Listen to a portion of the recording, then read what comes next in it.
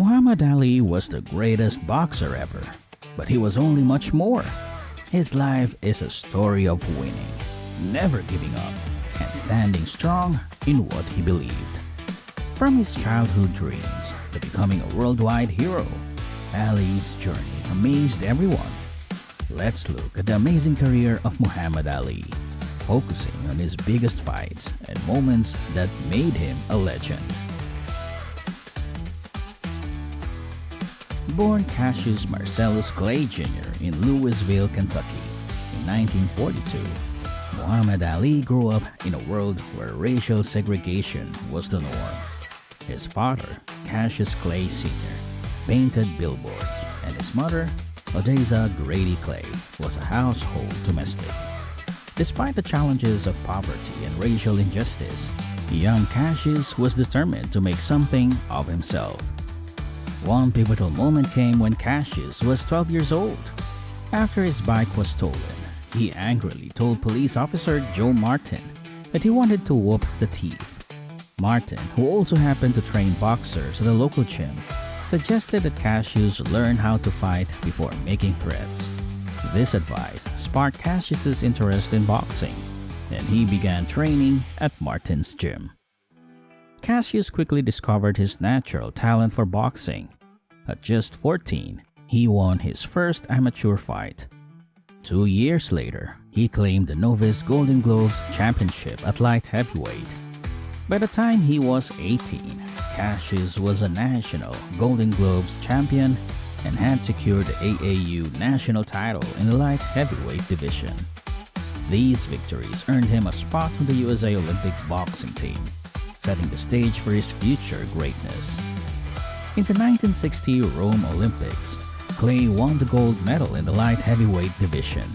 His Olympic success catapulted him into the national spotlight and laid the foundation for his professional career. Cassius Clay's professional career began with a bang. He turned pro in 1960 and quickly racked up an impressive string of victories.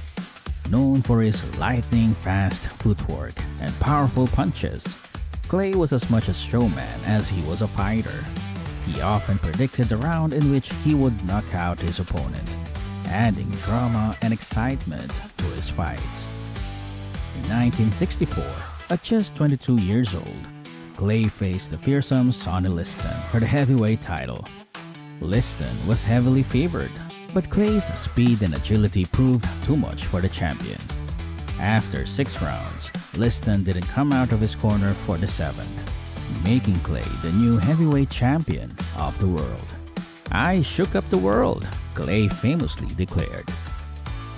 Shortly after his victory, Clay announced that he had converted to Islam and changed his name to Muhammad Ali, reflecting his new faith and rejecting his slave name. This bold move, along with his charismatic personality and unapologetic confidence, made Ali a controversial and influential figure both inside and outside the ring.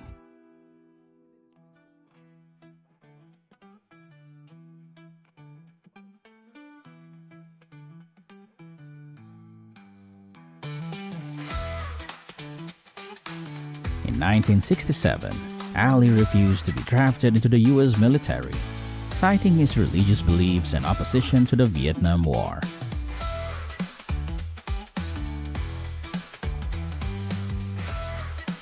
"I ain't got no quarrel with them, Viet Cong," he famously said. His refusal led to a conviction for draft evasion, and he was stripped of his boxing titles. Ali was banned from boxing for 3 years during what should have been the prime of his career. Despite the setback, Ali remained a powerful voice for civil rights and peace. He spoke at colleges and rallies across the country, inspiring millions with his courage and conviction. In 1971, the U.S. Supreme Court overturned his conviction, allowing him to return to boxing. Ali's comeback was nothing short of legendary. He reclaimed the heavyweight title in 1974 by defeating George Foreman in the famous Rumble in the Jungle in Zaire. In 1978, he won the title for a record 3rd time by beating Leon Spinks. Ali's incredible career and larger-than-life personality cemented his status as one of the greatest athletes and most influential figures of the 20th century.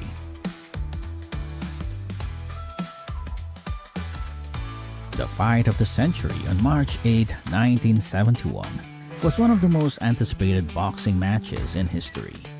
This epic showdown featured two undefeated champions, Muhammad Ali, who had been stripped of his titles and banned from boxing for his refusal to be drafted, and Joe Frazier, the reigning heavyweight champion. Madison Square Garden in New York City was a stage for this historic bout, and the atmosphere was electric. The build-up to the fight was intense. Ali, known for his brash trash-talking, called Frazier an Uncle Tom and taunted him relentlessly. Frazier, a quiet but formidable fighter, was determined to let his fists do the talking. The clash of personalities and the high stakes made this a fight for the ages. When the bell rang, both fighters came out swinging. Ali's speed and footwork were on full display, but Frazier's relentless pressure and powerful left hook began to take their toll. The fight went the full 15 rounds, a brutal and exhausting battle for both men. In the 15th round, Frazier landed a devastating left hook that sent Ali to the canvas. Though Ali got back up, Frazier won the fight by unanimous decision, handing Ali his first professional loss.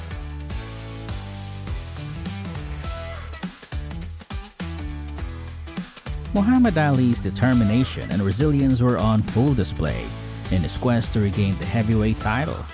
After his loss to Joe Frazier, Ali fought a series of tough opponents, including Ken Norton, who broke Ali's jaw in their first fight in 1973. Despite this setback, Ali's spirit remained unbroken. He defeated Norton in a rematch later that year, proving his grit and tenacity. Ali's drive to be the best was fueled by a deep-seated fire in his belly. He trained rigorously, constantly pushing himself to improve. His charismatic personality and unwavering confidence drew fans from all walks of life. Ali was not just a boxer, he was a global icon who transcended the sport. In 1974, Ali's perseverance paid off when he was granted a shot at the heavyweight title once again. This time, his opponent was the fearsome George Foreman, a younger, stronger, and seemingly unbeatable champion. Foreman had demolished Frazier and Norton, and many believed Ali had little chance against him. But Ali's indomitable spirit and strategic brilliance would soon prove them wrong.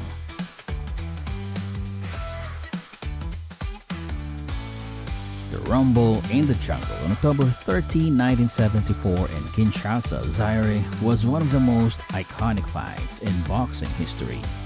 Muhammad Ali faced George Foreman in a match that would redefine his legacy. The fight was promoted by Don King and became a worldwide sensation, drawing attention from fans and media around the globe. In the weeks leading up to the fight, Ali's charisma won over the local fans, who chanted Ali Bomaye, meaning Ali, kill him. The atmosphere was electric, and the stage was set for an epic battle. Foreman was the heavy favorite, known for his devastating punching power. He had knocked out most of his opponents with ease, but Ali had a plan. He famously employed the rope-a-dope strategy, leaning against the ropes and allowing Foreman to throw punch after punch, tiring himself out. Ali absorbed the blows with his arms and body, conserving his energy. By the 8th round, Foreman was exhausted. Sensing his opportunity, Ali sprang into action, unleashing a flurry of punches that culminated in a powerful right hand. Foreman went down, and the referee counted him out. Against all odds, Ali had regained the heavyweight title, stunning the world with his tactical genius and unbreakable will.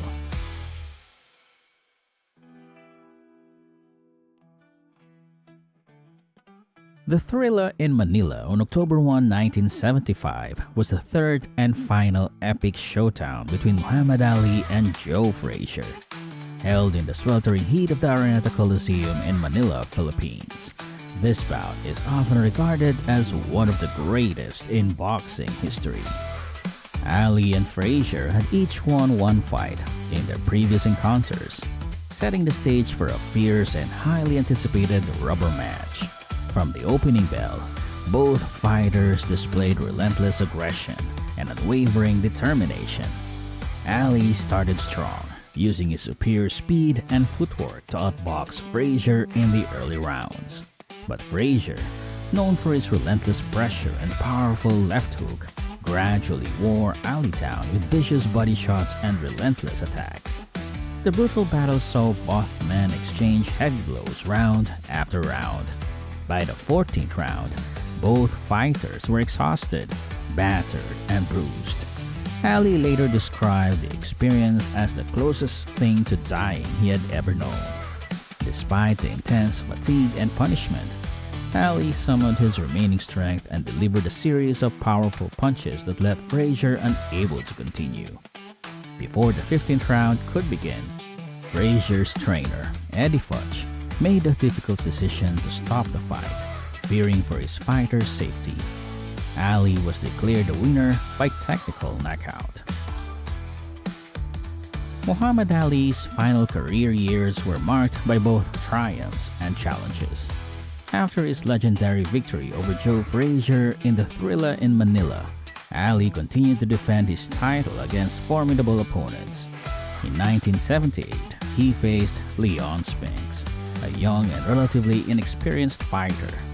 In a shocking upset, Spinks defeated Ali in a split decision, capturing the heavyweight title.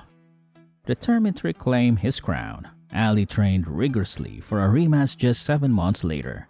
On September 15, 1978, Ali defeated Spinks in a unanimous decision, becoming the first boxer in history to win the heavyweight championship 3 times. This historic achievement further solidified Ali's status as a boxing legend. However, Ali's career began to show signs of decline. The years of intense battles had taken a toll on his body, and his reflexes and speed were no longer what they once were. Ali retired in 1979, but returned to the ring in 1980 to face Larry Holmes in a bid to win the title once again. The fight was a painful affair, with Holmes dominating Ali, leading to a stoppage in the 10th round. Ali's final fight took place on December 11, 1981 against Trevor Berbick. Though he showed glimpses of his former brilliance, Ali was unable to secure a victory and lost by unanimous decision. Following his bout, Ali retired from boxing for good, leaving behind a legacy that transcended the sport. Thanks for watching. Make sure to like, subscribe, and turn on the notification bell.